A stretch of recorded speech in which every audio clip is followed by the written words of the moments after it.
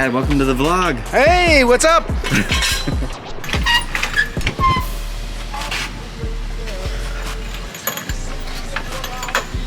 Fresh bumper. Already getting super scarred up from the Grip Royal getaway plug.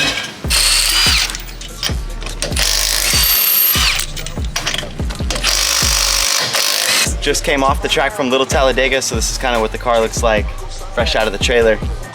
Back here, quite a bit of tire debris built up. It's crazy how much physical tire builds up. Look at this.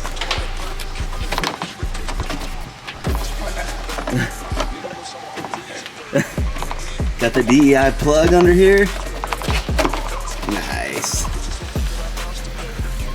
So yeah, from here pretty much, you know, once we visually check everything, we'll fully clean it, and then we'll move on to like putting a wrench on everything, so doing like a physical bolt check. So yeah, from here we'll start cleaning up. Let's clean it up.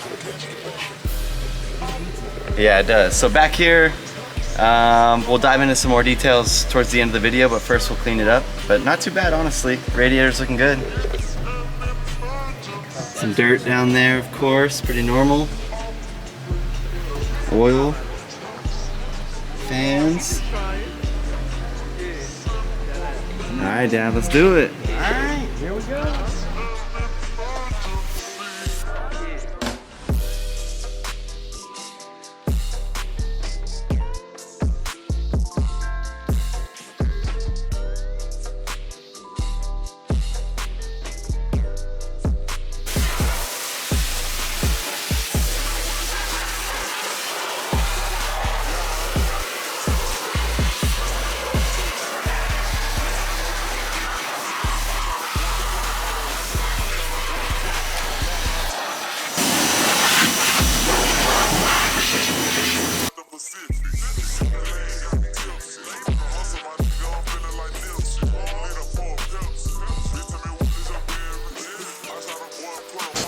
Josh Cruz says, what type of mounting bracket is that bumper? All right, yeah, let's check it out. Josh Cruz, what's up, dude? So these, like we talked about in the last episode, these like are a kind of ghetto bracket that has been broken quite often, floating out to, this is an Aero Catch. This is like their Type 3 flush mount. Basically it comes with two pieces. One side goes on your bumper. One side, obviously you mount wherever else you want to mount up to. With that being said, these things are super slick. I think they are honestly close to $300 for like two of them, so they're very expensive.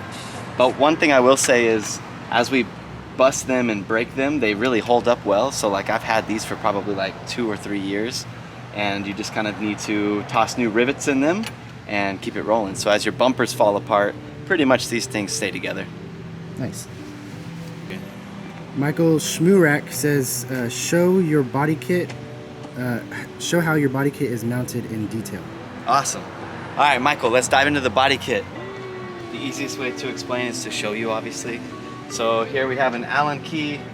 Pretty much from here, you can toss it on a tool or do it by hand.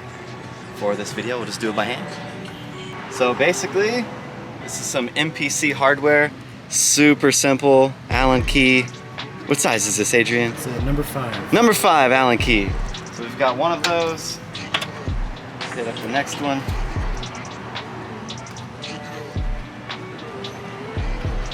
We've got 2 of these. And the third one.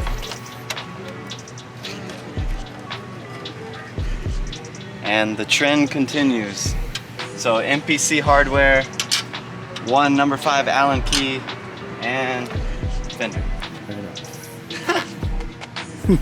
So basically, this is kind of a good idea of how the entire kit is put on. Following that trend, everything is pretty much 100 proof. Allen key number 5, super simple, on some brackets. So like we talked about in that last episode, the fenders, this is another good example of the fender is just cut and gutted. Cut and gut the sides, cut the top, and pretty much this is just an S13 fender mounted by the MPC hardware. Hardware here.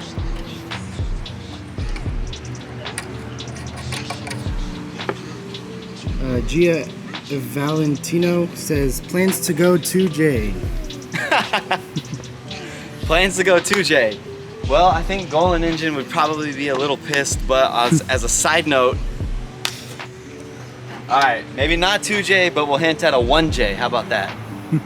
Alright, Bad Apple Motorsport says more in-depth walkthrough on the rear setup. Rear setup. Okay, let's go. There's kind of a lot going on, but at the same time, it's pretty compartmentalized. So I guess basically we could talk a little bit about the bulkhead. So basically from here, you either have two options. You're either gonna run a bulkhead directly behind the driver's seat, or you're gonna kind of really fabricate some craziness like this. I definitely think that this one is super purposeful as far as, so it's a bulkhead, but if you look through the windows as well, we have airflow, right? So you have your fuel cell that's basically fully encapsulated, and then you have your airflow coming in, all while the driver could still have like a rear view mirror. Basically there's a plate that obviously goes here, and then with the hatch, it all seals. Yeah, so back here we have a CNR radiator. Kind of shows you the date of it because it had changed the company's name now, like their branding, whatever. So I think it's PWR now. But anyways, this is an old school CNR radiator. This is a dual pass. It also has two of the Spall. I don't even know the exact details on them, but Spall fans, two of them. Pretty much they kick ass, dude. When you add your plate here, this sheet metal basically meets the plate to then allow airflow to have to force through the radiator. Does that make sense? Yeah. So that's kind of technical and fun. It's kind of flimsy, but for the most part, I think it works. And then obviously this is the 2F rear over fender stuff. So this is a full piece of fiberglass. It kind of gets crunched and, you know, cracked, but kind of helps that it can move around a little bit. I'm trying to think about what brings value to you guys. From there we have bash bars built in. Adrian, I don't know if you can see this or if we should go underneath the car. Yeah, let's do Let's that. go under. Basically on some old school Part Shop Max stuff. We haven't really changed this in a long time and it's held up super well. Recently we've been making some adjustments here. Obviously you can see which adjustment we're on. BC Racing ER shocks, external reservoir floating all the way out here, right next to the crash bar. So this bar in particular is meant to be flexed inward and take some abuse. All the fiberglass here is also super like flimsy and useful. This is a newer version of the Winter's Quick Change. This is MA and Winter's combination, if you will. They limited the amount of hardware it takes for the casing to come off, and I think strengthened some stuff inside. I have to ask them, I'm not too technical on that. But dude, this thing's taken all the abuse possible. So Does it bolt right up to the OEM subframe? it doesn't bolt up to the OEM subframe. You are gonna have to get the subframe modified. So MA Motorsports will basically send you a full subframe modified for the Winters to bolt right up. Right. But yeah, there is a step before that. So it's an OEM subframe modified by MA Motorsports. Cool. And then from there, we have a water pump going. So there's a mechanical water pump in the front and an electric water pump in the rear. All of that flowing for the rear radiator. Cool. Brett Alexander says, I'd love to see what throttle cable bracket you have. The throttle cable bracket, let's check it out. All right, so back to the front end here for a second. Diving into the throttle cable bracket.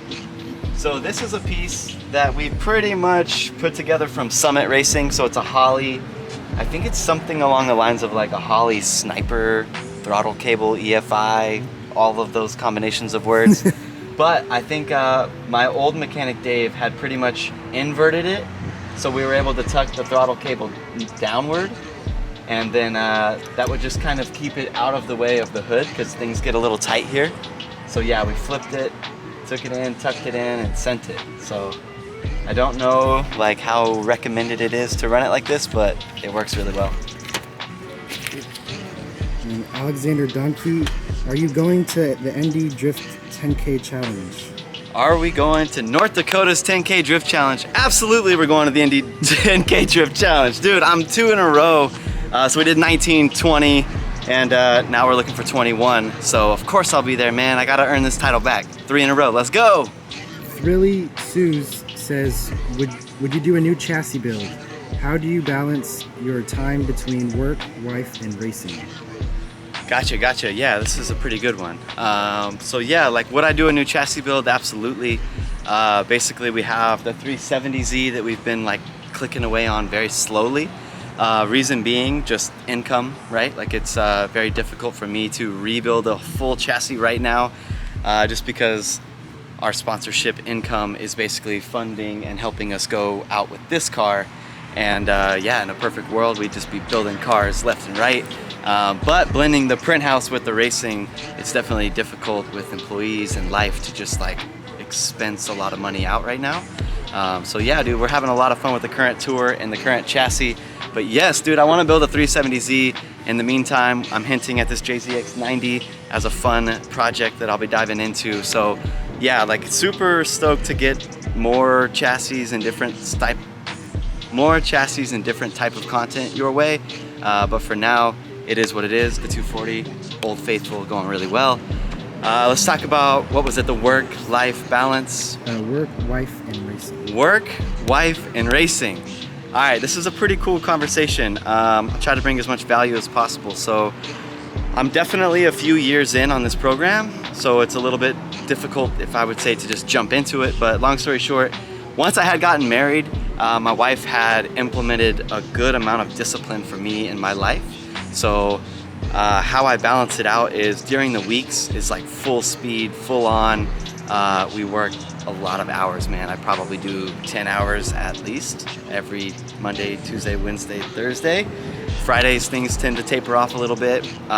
Saturdays, I'm completely off the radar with my girl. So we basically just try to enjoy at least one full day to ourselves. And then Sundays, we're up here making content or working on the chassis, the race program. So I would say a lot of hard work during the week, balanced with a full day of focus with my wife, balanced with a full day of focus with the racing team.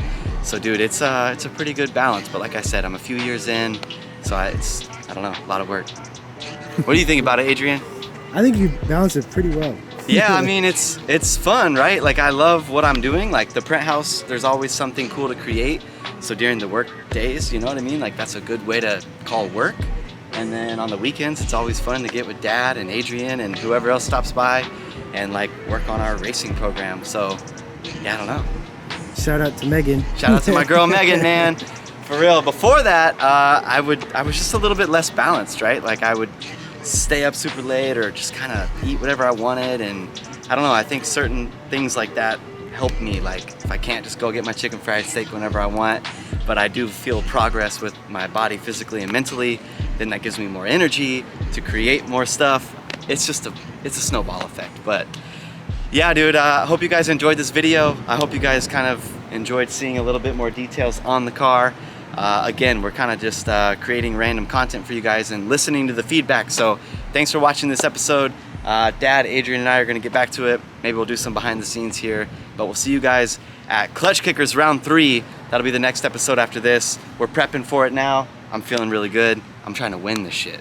Later.